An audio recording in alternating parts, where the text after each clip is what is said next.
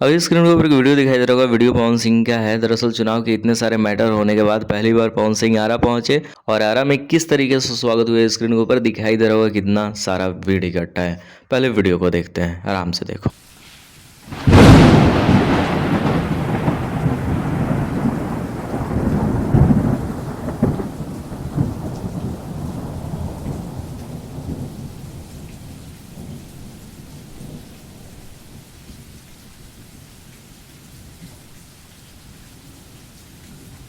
तो पवन सिंह की एक डिसीजन की वजह से आरा में इतना सारा भीड़ पहुंची पवन सिंह को देखने के लिए। डिसीजन ये था कि पवन सिंह ने टिकट सिर्फ इसलिए वापस कर दिया क्योंकि उन्हें बिहार के आरा से लड़ना था। तो फैंस के लिए डिसीजन बहुत बड़ी है। जहां एक टिकट के लिए लोग करोड़ों रुपए खर्च कर रहे हैं फिर भी टिकट नहीं मिल रहा है, वहां पे पवन सिंह ने मिला हुआ टिकट वापस कर दिया।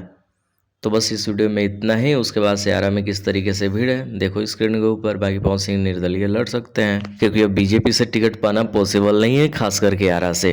बाकी जैसे ही कुछ अपडेट आएगा हम वीडियो बनाएंगे। तो कोई भी चाहता है कि मैं अपने होम टाउन से ही लड़ूं।